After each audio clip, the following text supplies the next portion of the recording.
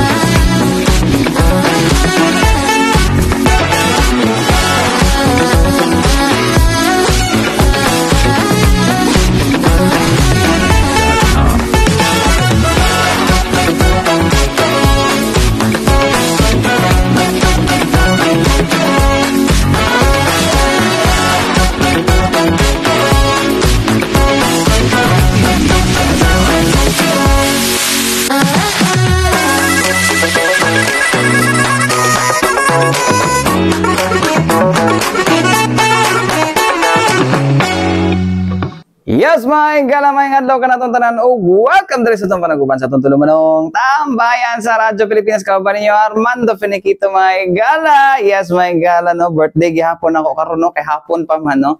So nagday birthday diri, no. Kanana sa pikas ko an lawak mo ni nagbutang nga na, no, amo ang engineer dinhi sa Radyo Pilipinas, Engineer Arnold Balatero. Daghang salamat dol, birthday po niya karon Sabado po mga tambayan, no. So I greet na to siya, happy birthday in advance. Happy birthday to you. Pero wala pa siya kaganiya sa usapang agrikultura, mga igalan na po niyang gihimo kaganiya. Tanaw na to, ha. Ayan. Of course. Ani gid. Ani gid mo ang kon mga katambayan ng mong birthday. Actually tulumi ka buok diri cancer, no, sa Radyo Pilipinas, mga igala, no. So sabay sila sa isa mong admin diri, mga igala, na si Ma'am Beth Gause, no. Karon Sabado po diyang birthday po, pero ako may nauna, so i-greet na lang po na sila in advance. Anyways, mga katambayan, no, dinita sa tong hisgutanan, mga igala. Una ta mo ginod, mga igala, no, kumusta inyong lugar de sa no, kan ba giulan ang bamudiha, no. So kung wala pa mong giulan, no, ingat-ingat lang ta dira, no. Dapat good, no, everyday magdala mo payong, everyday magdala mo og kaning kuan, no, raincoat, no, para di mo ma-minimize sa amin yung pagkabasa, mga katambayan, no. So parang ingat-ingat po, iwas sakit na lang po na mga katambayan. Anyways, mga katambayan, dinita sa itong isgutanan kung asa ang ato ang kuan, no, ato ang unsa ni ato ang crime volume, no, or crime statistics na to for the second quarter, mga igala, no. Nibaba, no, tanan except sa theft, no. Uy, nganong na naman, nganong taas mo niya ang kaso sa theft, mga igala, no, base sa ato ang no, base sa ato ang tawagan ni, base sa ato ang datos gikan sa Davao City Police Office mga katambayan, no? Asa naman to? Messenger. Messenger, ayan. Ato ang kaso sa theft mga higala no ning taas no from 44 last tama ba ni? Ang March. Hindi man ni mao. Mao ba ni?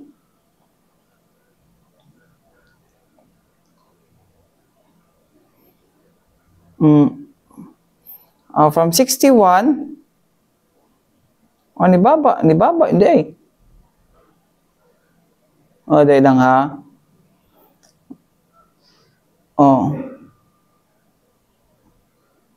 Decrease, nag-decrease. Napataas kaya po na to ang kaso sa theft mga higala.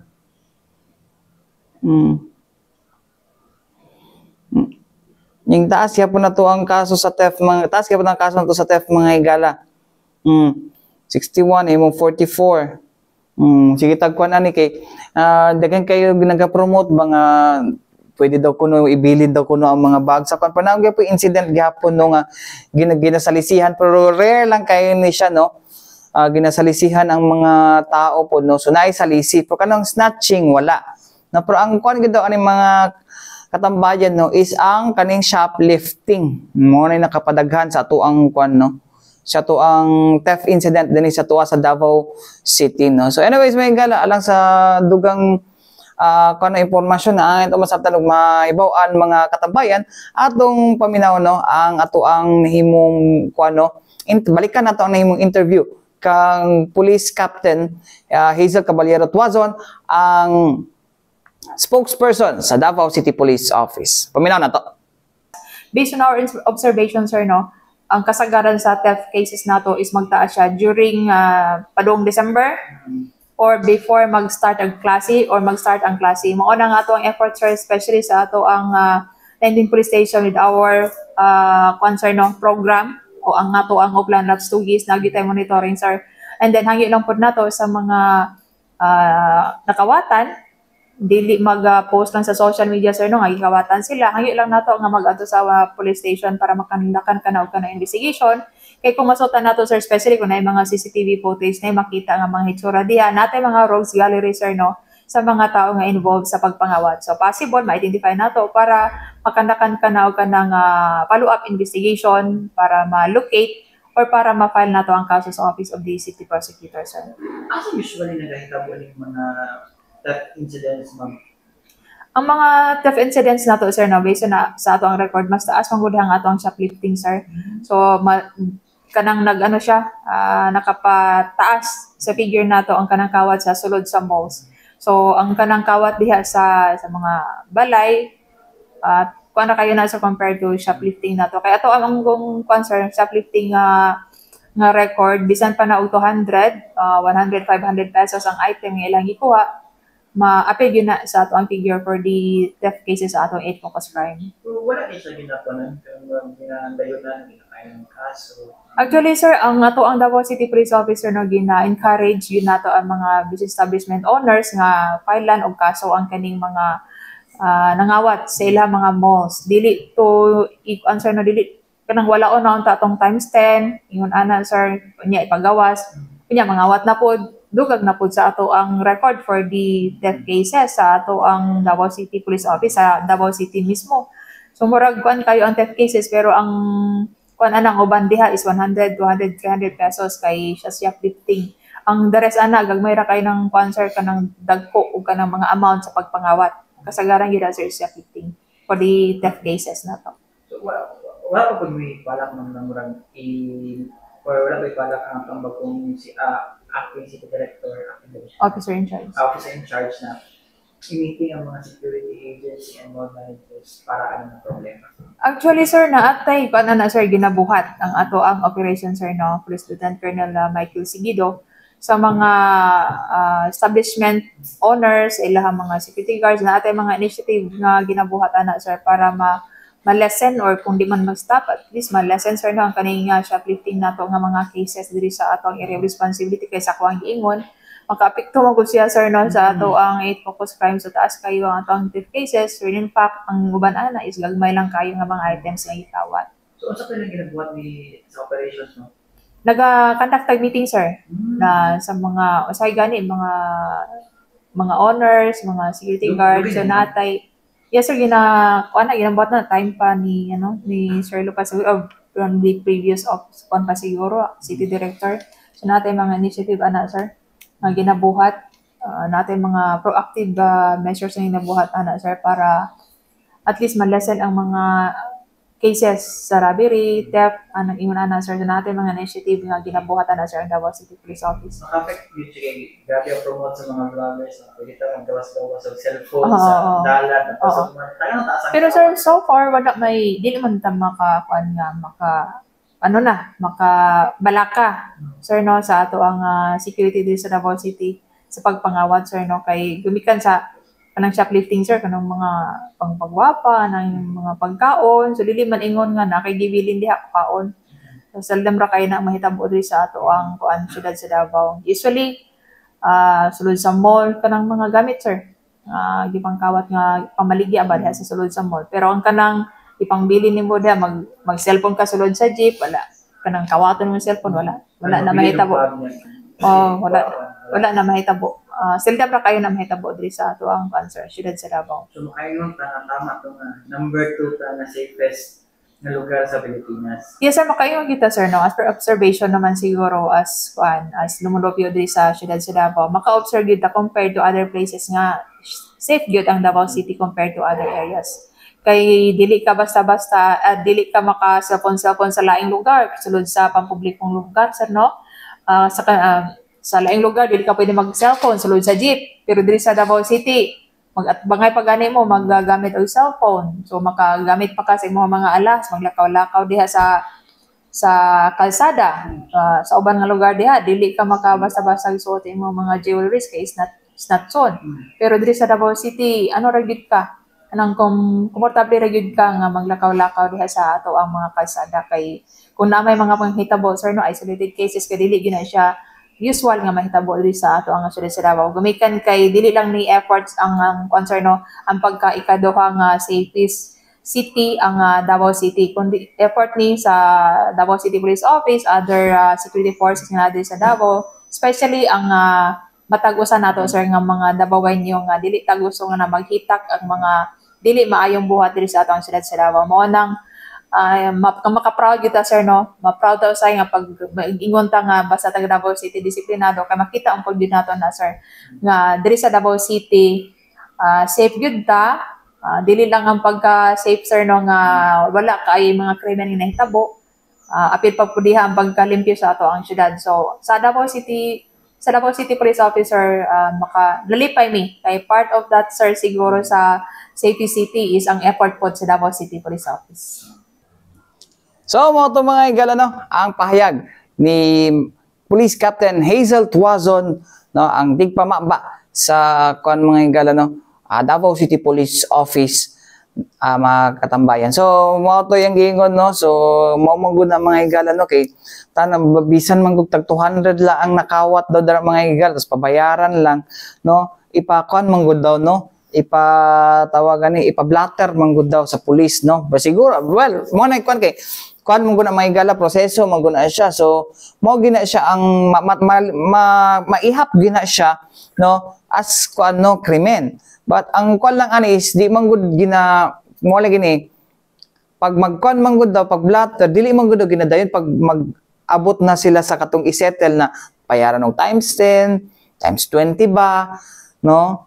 So dili siya dili kuan no siguro pod mga igala masabtan po nato siguro ang mga management sa mall no na that's out of kining humanitarian consideration na lang pabayaron na lang no dili ipreso kay basig ta kabalo na sila problema something ana di ba pero kung kuan man pod good no nagagara na mo gyud mga nagagara na pod no nya sometimes mo to gingon niya mga cosmetics personal na mga gamit di ba so might as well yeah.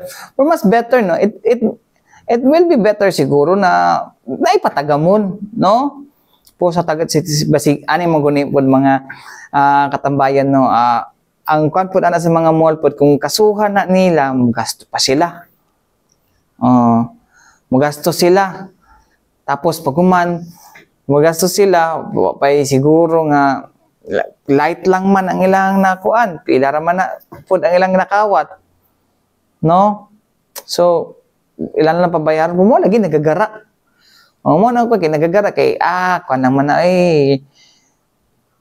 kanang gastuhan pa nato na gamay ra magikawat, pabayaron lang nato mag something ana. Pero well, nasabtan ako no, masabtan gid ako na ilahang ko nga murag di sila gusto stress ingon ana, di ba?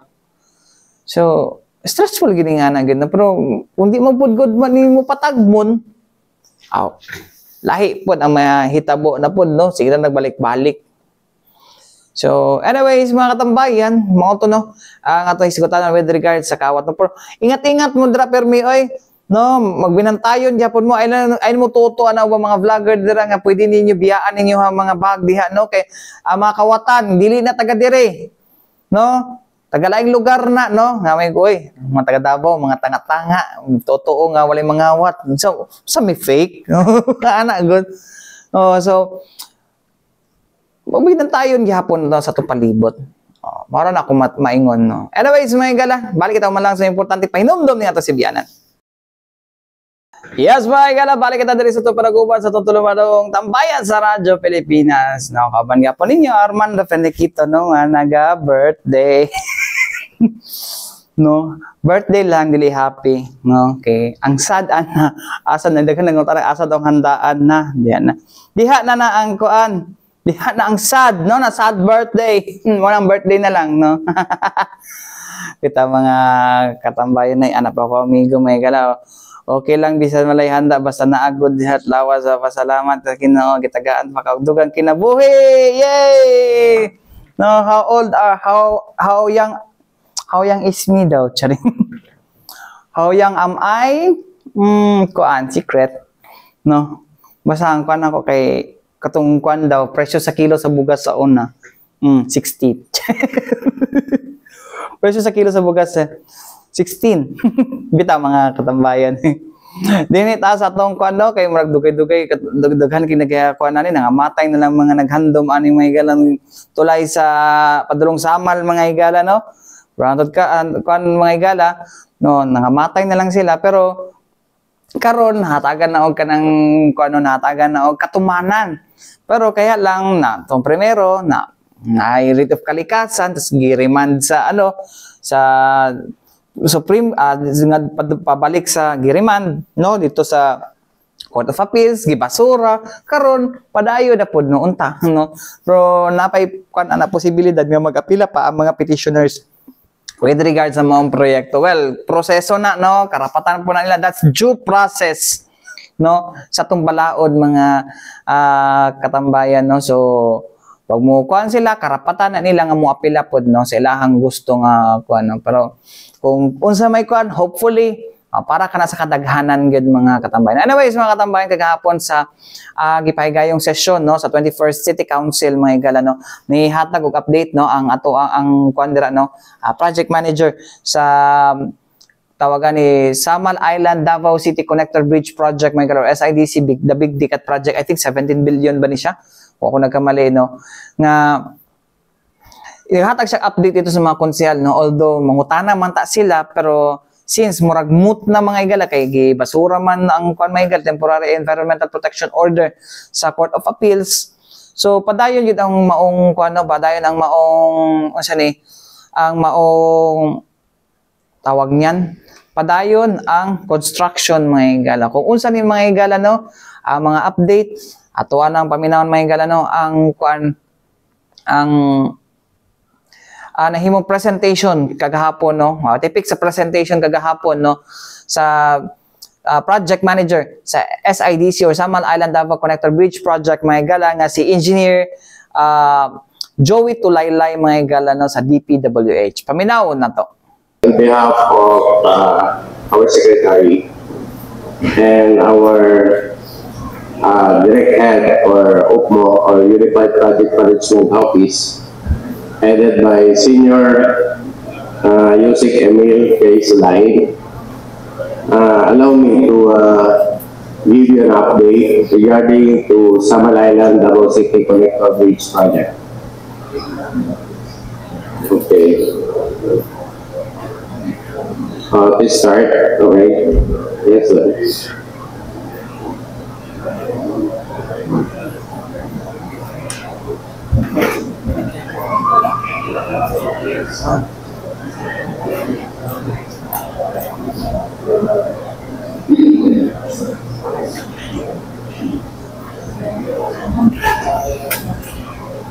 Okay, to start directly to our progress. Our project timeline is the original schedule. When the project started on September 1st, 2022, and scheduled to complete or to finish on August 30, 2027. But because of some challenges regarding to right-of-way acquisition, we suspended for, due to right-of-way, we suspended for 394 calendar days because of the restriction. We cannot conduct our investigation, foundation investigation, survey, and other things. So we suspended for 394, and we have a revised completion date, September 27, 2028. And down the line, if you observe the yellow line, it's our right-of-way problem. That's our challenges now. Double lights, as mentioned recently by our beloved Honorable Dari Hirang, and Davao City Water District, and Telcos. Actually, we are targeting to finish our right-of-way acquisition by December. So hopefully that Davao Lights and Water District and Telcos also accomplish or complete their relocation of their facilities. Next.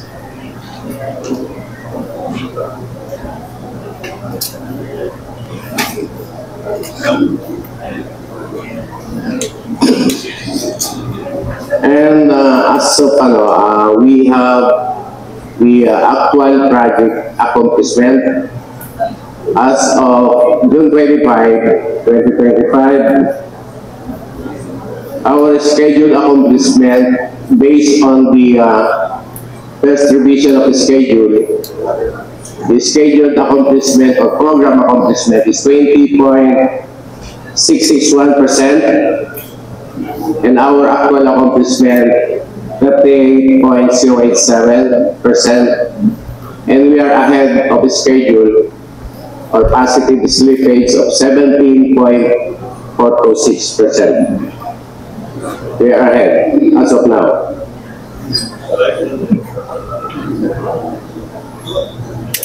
And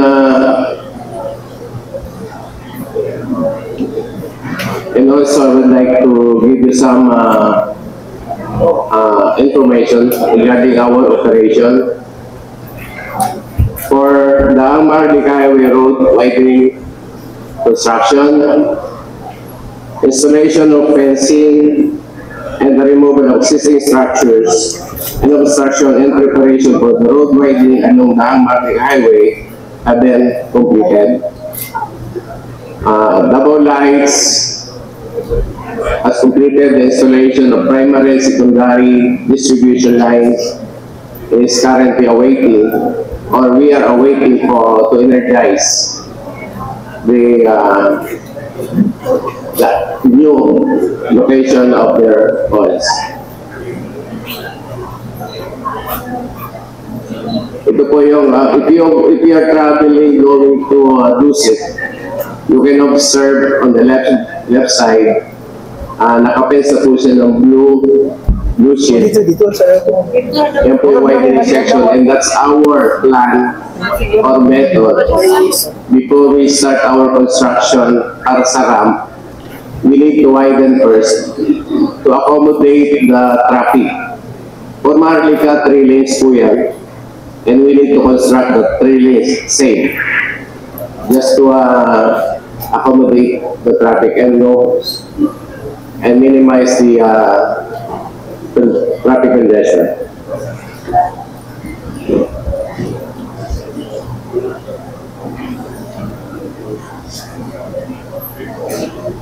And for ramp construction, in our picture, that big area is a Supinque area.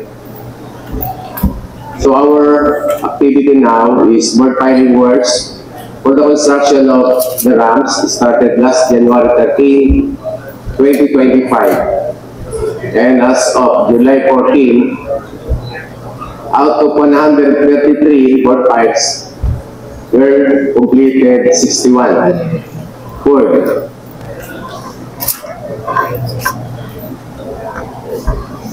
And actually, we are almost completed the board piling activities or foundation preparation. But now, if I'm not mistaken, we are just only remaining 2 locations for board pilings, and we need to go out.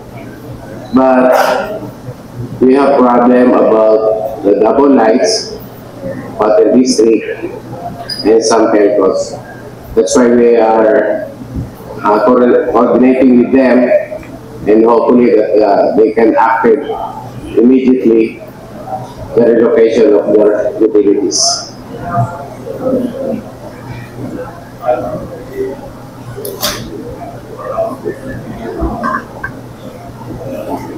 And this is our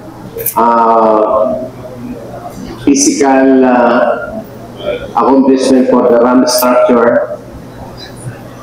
The total board piles, or yung napuusan ako, out of 133 board piles, we poured or accomplished 61. And for pile caps, we have a total number of 25, but we are not yet started the pile caps. And for piers, out of 26, we are not yet started also the piers or the column.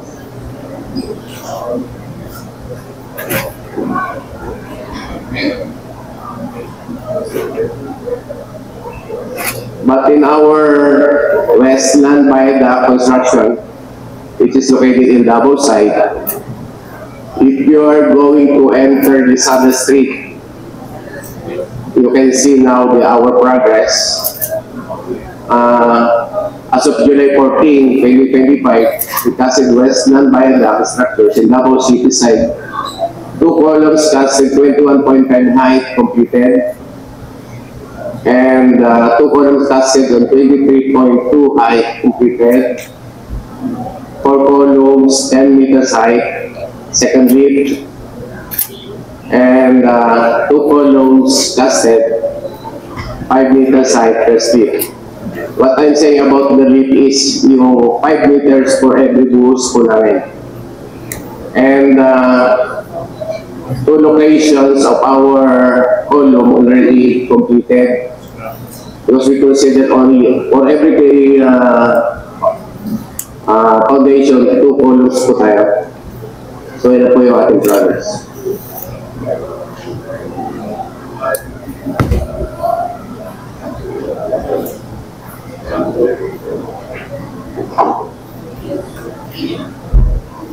It is another view of our present activity in Davao side.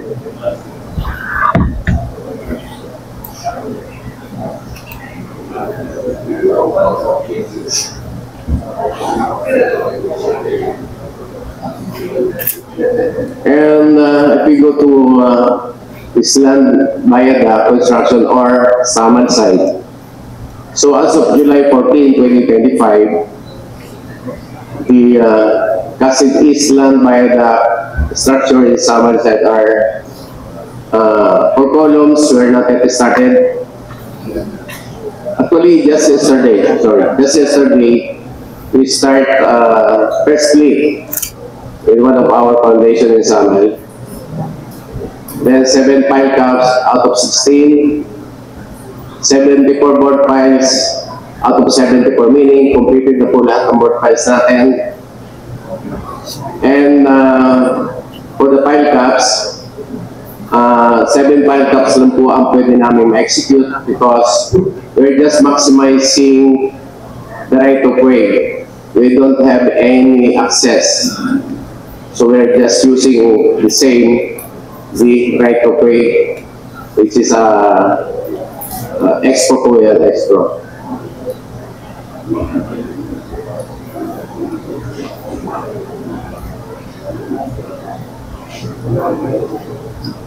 So this is our another view in Samal, and that pavement we use on our access road going to Marine. So our method of construction for that is we are going to start completing from navigation going up to Samal because of the access.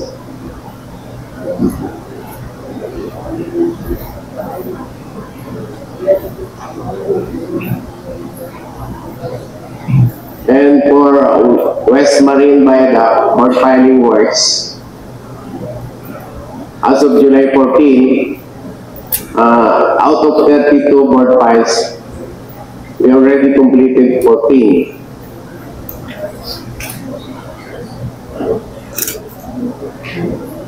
Privilege, Mr. Chair. Mr. Chair, I think the gentleman was presenting to us the copy of the report. The same was also furnished to us earlier. This is the same report that you are presenting to us, the one that... No, sir. Actually, that's the first time I presented it.